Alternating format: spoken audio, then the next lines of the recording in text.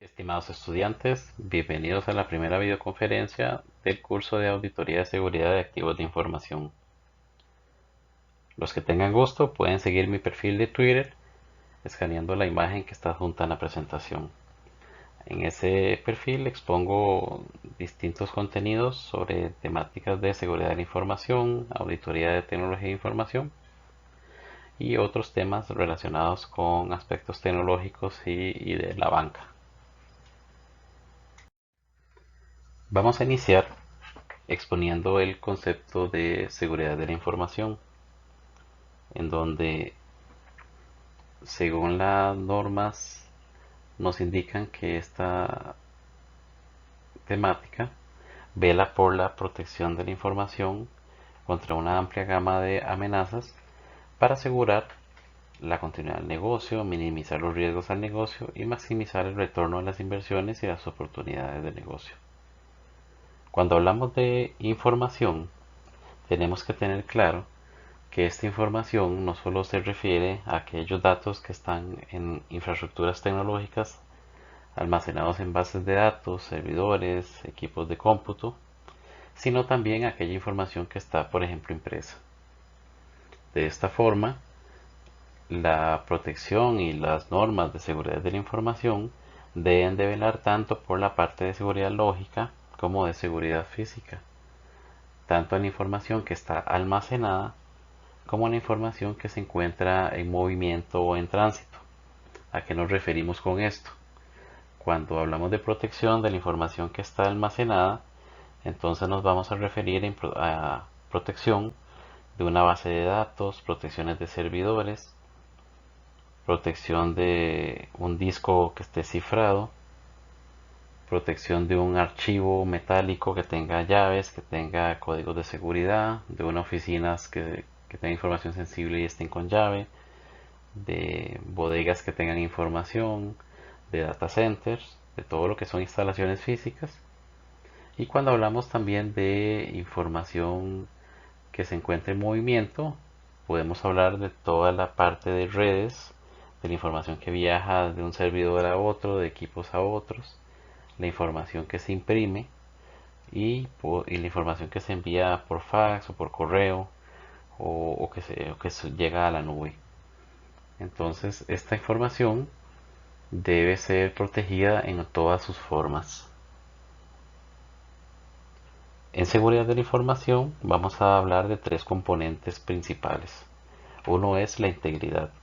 Esto es mantener la información intacta desde su origen hasta el consumidor final de sus datos. Otro es la disponibilidad de esa información. Tener disponible esa información en cualquier momento y por los usuarios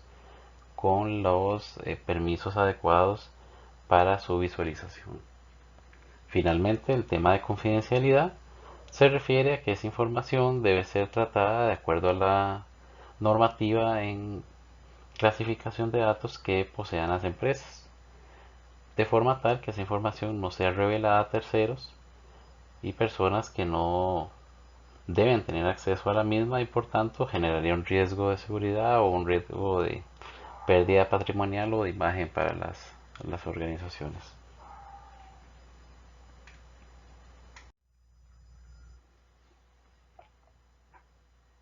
Las empresas,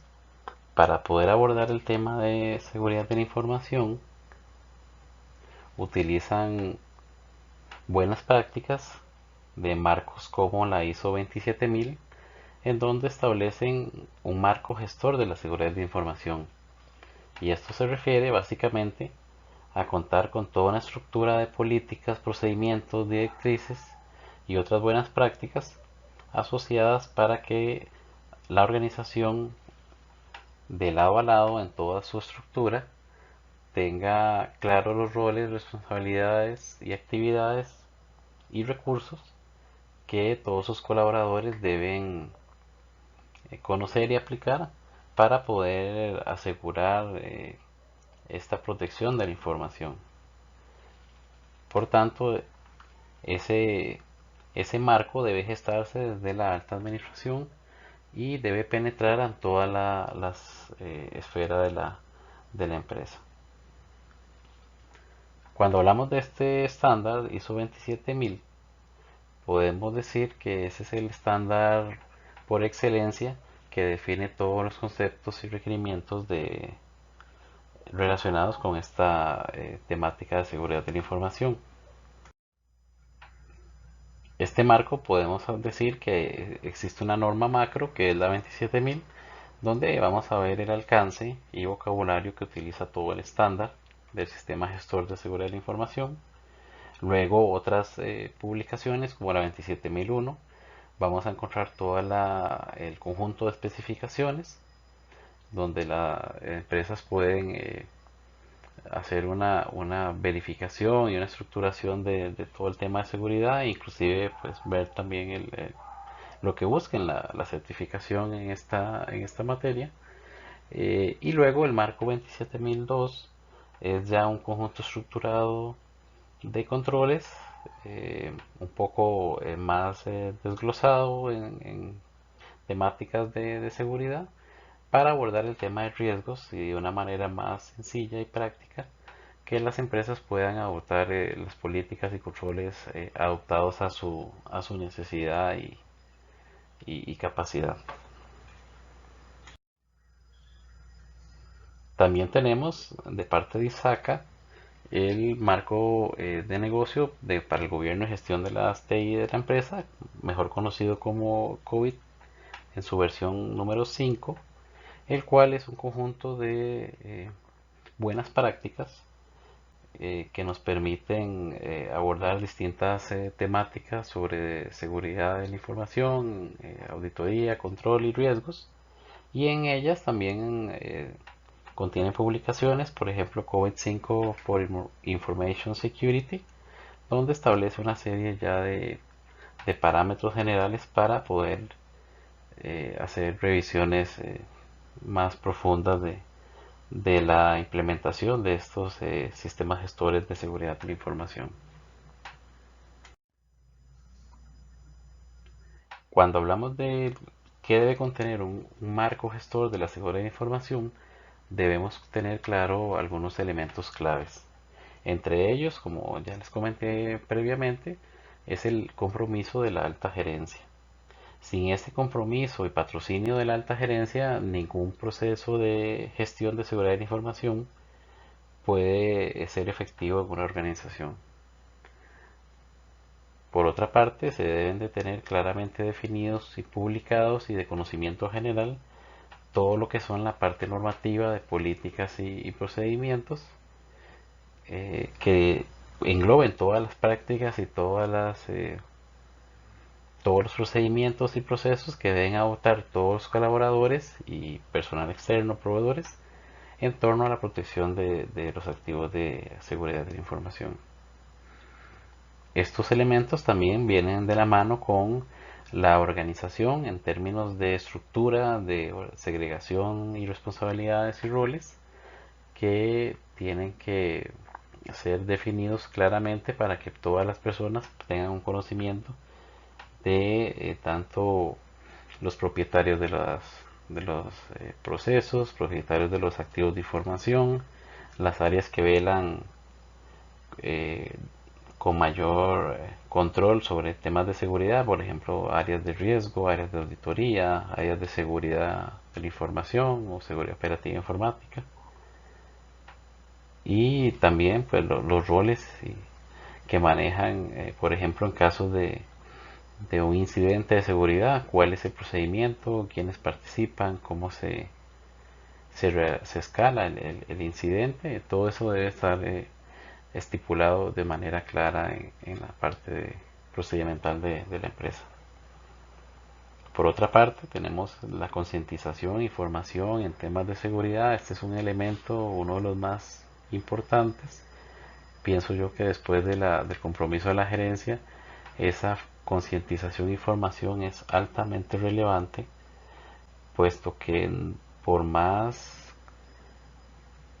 infraestructura y componentes de seguridad que adquiera la empresa, el eslabón más débil continúa siendo la parte humana y por ese motivo es uno de los activos que tiene que ser mayormente capacitado y entrenado en torno a todas las amenazas que día con día pues crecen en torno a la ciberseguridad, y esto debe de fortalecerse de manera constante en las organizaciones para que esa brecha de riesgo sea menor. Luego tenemos también lo que es monitoreo y cumplimiento, y básicamente ahí, aparte de la labor que ya realizan áreas de riesgo, de auditorías y de seguridad, tenemos todo el monitoreo sobre los eventos e incidentes y la seguridad perimetral de la empresa, y normas de seguridad general, parte de seguridad física y lógica de los componentes. Y finalmente, pues ese tratamiento y respuesta a los incidentes, como ya lo había indicado previamente, que requiere todo un conocimiento y toda una estructura de trabajo donde cada uno tiene que tener claro cuáles son los roles, cuáles son los mecanismos, a quiénes acudir y cuáles son los canales para poder tramitar un incidente.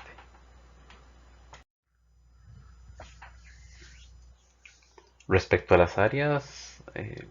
que conforman un marco gestor de la seguridad de la información, COVID nos presenta una estructura que es la que pueden ver en la presentación. No todas las compañías tienen esta estructura, puede ser menor, puede ser mayor, pero se parte de una estructura base en un tipo de empresa mediana. Básicamente hablamos de un comité de dirección, una dirección ejecutiva, que es el alta gerencia, un director de seguridad de la información, que ese es el responsable, el quien traduce la parte tecnológica, la parte de normativa, y es ese enlace entre el negocio y tecnología de la información para dictar toda la parte normativa eh, de esta temática de seguridad.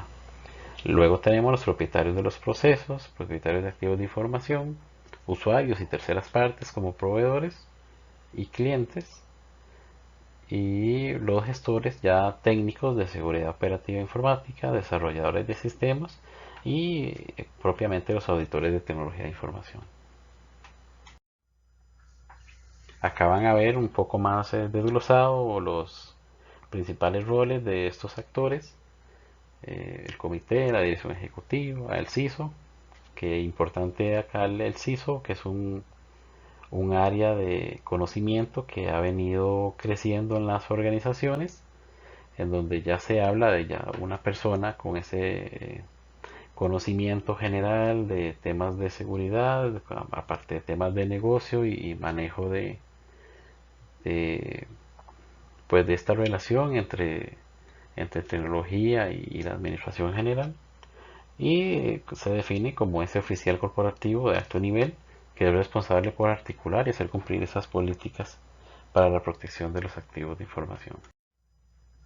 Luego, pues los propietarios de los procesos simplemente son aquellos jefes de áreas, jefes de divisiones que tienen a cargo pues procesos importantes en las empresas, tanto de negocio como de soporte. Luego, los propietarios de los activos de información se refieren igual a todos aquellos jefaturas o áreas que tienen responsabilidad sobre ciertos activos de datos, y les corresponde realizar valoraciones de riesgos, seleccionar y definir y dar seguimiento a los controles apropiados para mitigarlos, y aceptar también el riesgo residual en cuanto a esa protección de los activos que tienen asignados. Tenemos también los usuarios y terceras partes, en donde su principal rol es seguir los procedimientos que están establecidos, pero también tienen que tener esa capacitación y concientización constante en esta temática. Los gestores de seguridad y los desarrolladores pues conllevan eh, incluir tanto buenas prácticas de seguridad ya en temas de infraestructura, en temas de código de programación, como en monitoreo y seguimiento a incidentes. Y los auditores de TI básicamente pues proporcionan ese aseguramiento independiente a la alta administración sobre los controles implementados y sobre el funcionamiento del marco gestor de seguridad de la información.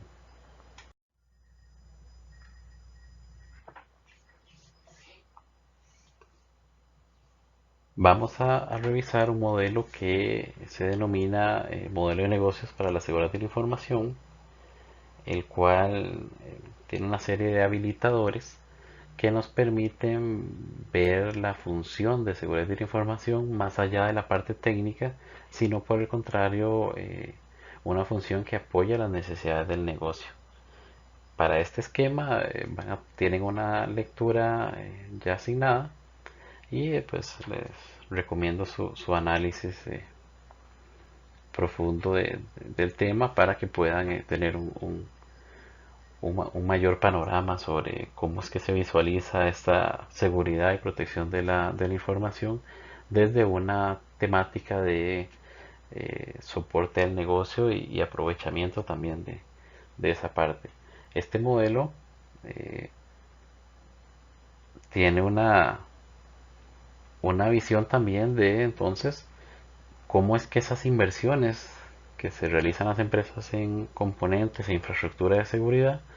son rentables para la compañía y se les puede sacar un mayor provecho como una ventaja competitiva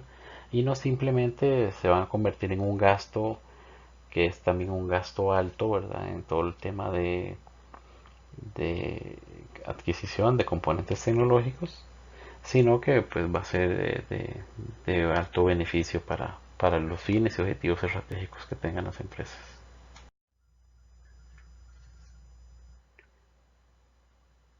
Un aspecto importante sobre este modelo de seguridad que les comenté previamente es su integración con COVID-5, dado que COVID-5 también tiene una serie de habilitadores de los procesos y entonces pues ahí es una integración que nos permite tener una mayor integración entre estos marcos de buenas prácticas. Entonces, igual, cuando hablamos de factores y de componentes habilitantes que son necesarios para poder poner en marcha estas temáticas, vemos que involucran todo el tema de estructuras organizacionales, procesos, todas las personas, eh, sus conocimientos, habilidades y destrezas, las tecnologías como tal, eh, y pues en sí la arquitectura y todo el tema ya de gobierno de la organización. Recordemos los habilitadores de COVID-5, básicamente son principios, políticas y marcos de referencia, procesos, estructuras organizativas, cultura, ética y comportamiento, información, servicios, infraestructura y aplicaciones, y personas, habilidades y competencias. Como vemos, tienen una relación bastante directa con el otro modelo de negocios de seguridad que comenté previamente. Todo marco gestor de seguridad de la información debe contener un plan de gestión de riesgos alineado pues evidentemente al tamaño y necesidades y características de la empresa. Acá no hay recetas, no hay plantillas ya diseñadas, sino que cada empresa desarrolla su plan de acuerdo a sus características. En este caso, la ISO 27002 sobre seguridad de la información nos indica que estas evaluaciones de riesgo deben identificar, cuantificar y priorizar los riesgos contra los criterios para la aceptación de riesgo y los objetivos pertinentes para la organización. Esos resultados deben dirigir y determinar la propia acción de gestión y las prioridades para gestionar los riesgos de seguridad de la información. ¿Y esto para qué? Para que se puedan implementar los controles necesarios para poder mitigar estos riesgos como tal. Entonces recordemos que los controles que las empresas implementen deben permitir esa mitigación de los riesgos y esos controles no pueden bajo ninguna circunstancia tener un costo mayor al riesgo o a la amenaza que se está eh, tratando de atacar, porque aquí recordemos los términos de costo-beneficio en términos de un aprovechamiento de las inversiones. Entonces, por ello, la priorización y la gestión de un buen plan de gestión de riesgo nos permite identificar toda la serie de riesgos de seguridad de la información, priorizarlos y darles una categorización alto, medio, baja, por ejemplo, que nos permita generar los planes de acción necesarios para su atención.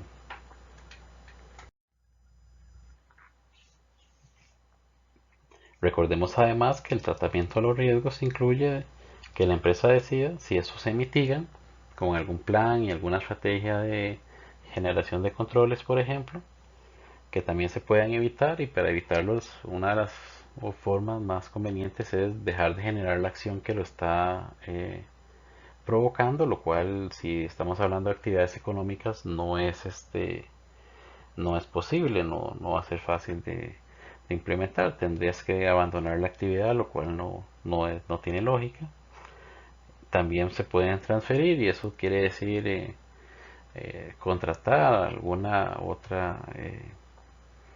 servicio o proveedor que pueda gestionar ese servicio donde identifique el riesgo, o bien lo puedo aceptar en el caso que su consecuencia y impacto para la empresa sea bajo.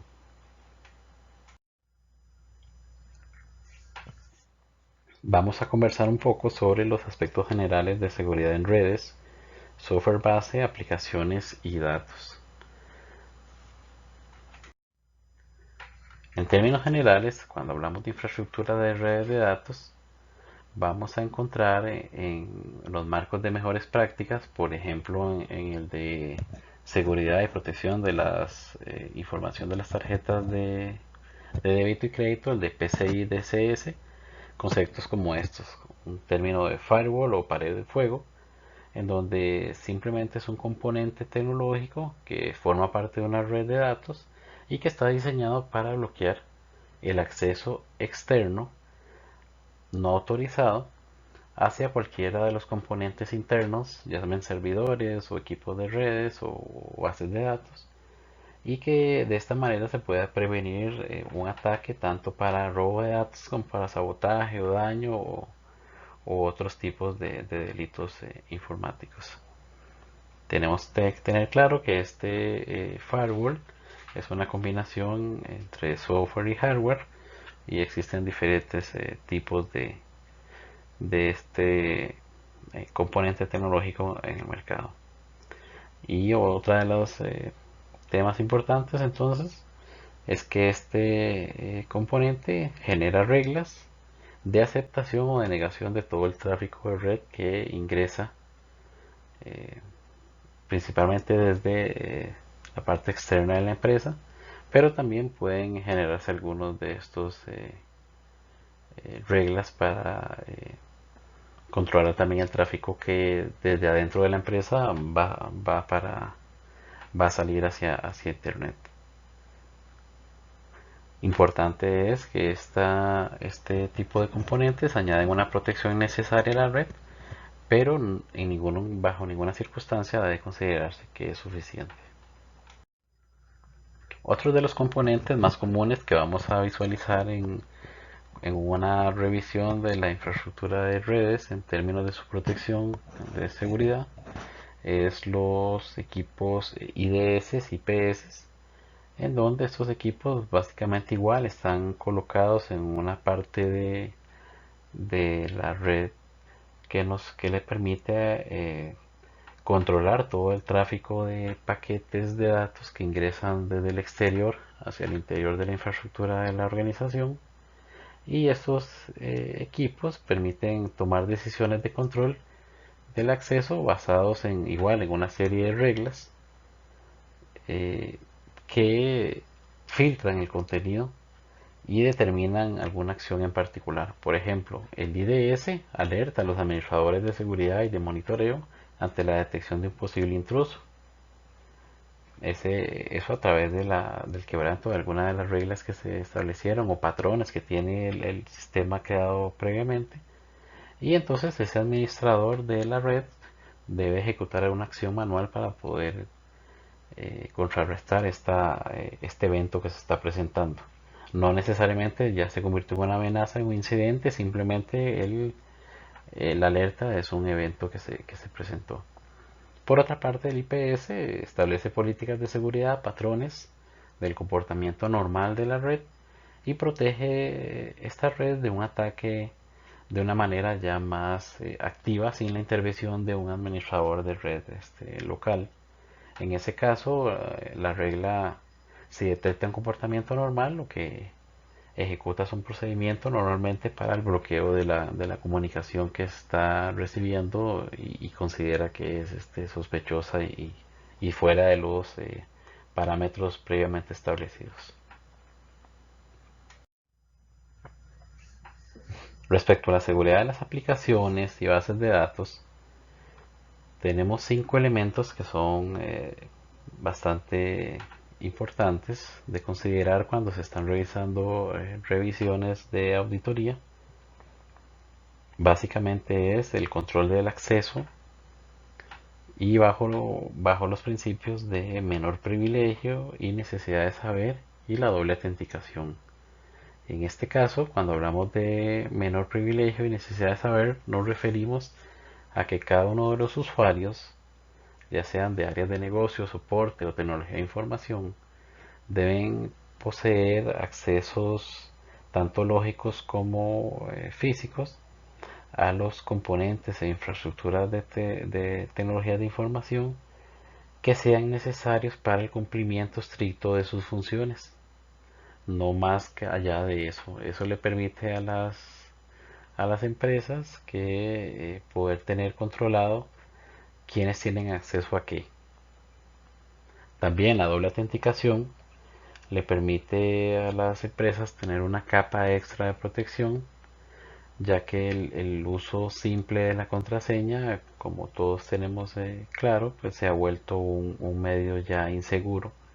Por tanto, medios como el uso de firmas digitales, de componentes biométricos, cada vez son más necesarios para generar esa protección extra que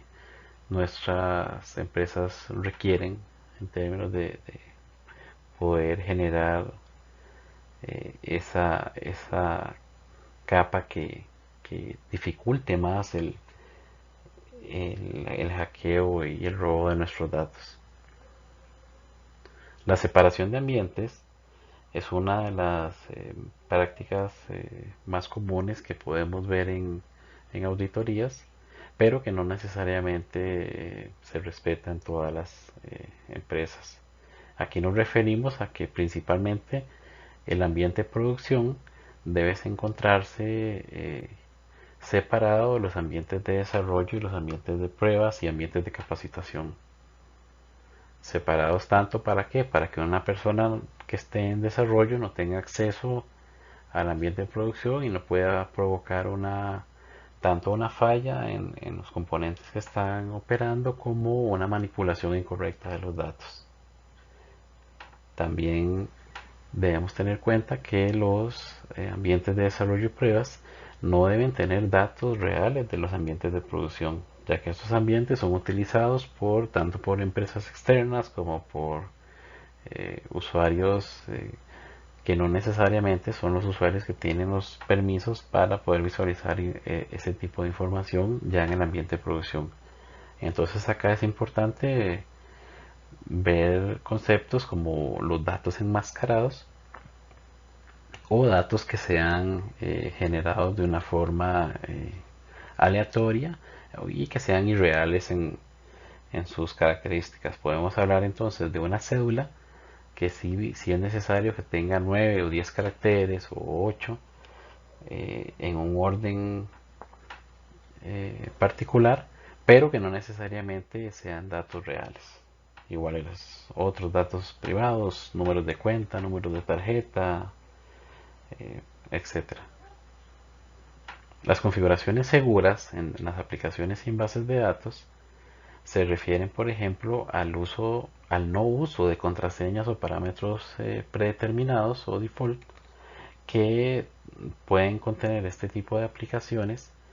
cuando se instalan por primera vez y se implementan algunas de estas soluciones. Por ejemplo, si es la primera vez que estoy instalando una base de datos Oracle o SQL Server, me va a crear cuentas de administración posiblemente con un password genérico o sin password, algunos parámetros de configuración generales, que así se generan para todos, igual si estuviera configurando un router con una clave genérica o con algunos direccionamientos también predeterminados. Y esto debe ser cambiado una vez que esté implementado de manera tal que no se convierta en una vulnerabilidad ya cuando esos sistemas estén en producción. ¿Esto por qué? Porque una de las primeras cosas que puede revisar un hacker al tratar de acceder a un recurso informático es si existen parámetros que hayan dejado de fábrica y que sean fácilmente vulnerables. También en el caso del desarrollo de aplicaciones, principalmente todas las aplicaciones que son web enabled, eso significa que son accedidas desde una plataforma de un navegador web, tengan un código seguro y protegido de ataques externos. Entonces, cuando estos programadores no incorporan dentro de su código fuente buenas prácticas de seguridad, puede quedar vulnerable a que algunos campos, por ejemplo, un campo de búsqueda, un campo de ingreso de datos, puedan ser utilizados por un hacker para ingresar este código malicioso y directamente en las bases de datos y poder hacer una extracción o robo o inutilización de algunas de estas aplicaciones. Otra de los elementos importantes es el cifrado de los datos, tanto en movimientos eh, como en un estado de almacenamiento. Así hablamos de bases de datos que contienen tablas con información sensible. Estas tablas entonces deben estar cifradas. Y en datos en movimiento tenemos algunos tipos de procesos como el SSL o el IPsec que se utilizan comúnmente para generar algún cifrado en esa comunicación y en esos paquetes de datos que están movilizándose de un lado a otro. Por último, tenemos el tema de auditabilidad, que eso básicamente se refiere a mantener bitácoras y mantener controles de todas las acciones que se ejecutan o las acciones más importantes sean de interés para la empresa y que no solamente se mantengan activas, sino que se mantengan disponibles por el tiempo necesario para poder realizar evaluaciones y que también no estén disponibles para que se puedan ser modificadas o borradas de forma tal que puedan invalidar alguna prueba o algún uso de investigación que requiera ser realizado por la auditoría o otras áreas de control o áreas externas que estén realizando algún proceso de investigación. Respecto a las amenazas más comunes que podemos encontrar en aplicaciones y bases de datos, vemos las aplicaciones web, que son las que comúnmente más exposición pueden tener para ser atacadas por terceros. Procesos débiles de autenticación, como comenté anteriormente, un único factor, como una base de datos. Sería o un servidor, por ejemplo, que solamente se limite a contraseña. Eh, También datos sensibles que no estén cifrados en las bases de datos. El abuso de privilegios, ¿verdad? Personas que cambien de una posición a otra o utilicen sus credenciales para acceder a información que no requieren o no deberían estar consultando. Esto se da mucho, por ejemplo, cuando tengo acceso a bases de datos públicas de grandes contenidos de información Y ya hemos visto casos en donde se generan robots, por ejemplo, para consumir grandes cantidades de información, aun cuando mi acceso era para consumir información de uno por uno y de clientes que estuvieran claramente identificados y que previamente se hubiera dado un consentimiento para el uso de esa información. Existen también problemas de segregación de funciones,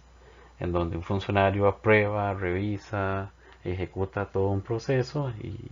y no tiene un nivel de supervisión adecuado. Y eso se da principalmente pues, en empresas de menor tamaño, en donde no se cuentan con los recursos suficientes y una persona pues tiene que realizar todo un proceso. Entonces para ello, como auditores, lo que se recomienda también es realizar una revisión de controles compensatorios que permitan, si no es posible la segregación de funciones por un tema de recursos, pues permitan poder tener una identificación de todas las acciones que se ejecutan estas personas. También nos vamos a encontrar como auditores con una carencia de bitácoras para la trazabilidad de las transacciones,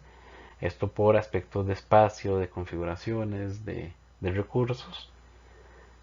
Otro de los temas también son los ataques de denegación de servicios en lo que respecta a ataques externos que pueden dejar a una red de una empresa, a un sitio web, a un sitio de comercio electrónico deshabilitado, y es muy común hoy en día. Y nuevas formas de ataques cibernéticos como el ransomware, que básicamente lo que realiza es un malware, una infección en los equipos, y esta infección lo que produce es un bloqueo, un cifrado de los datos para los cuales los atacantes piden, por decirlo así, un rescate. Y si la empresa no tiene un adecuado proceso de respaldos y de recuperación de esa información, posiblemente la vaya a perder.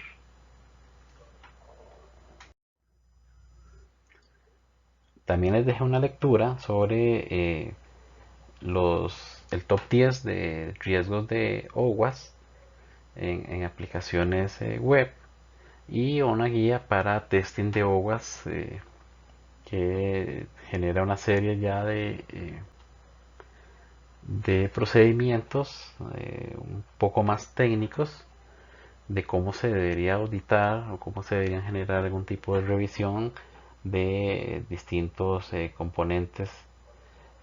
principalmente de aplicaciones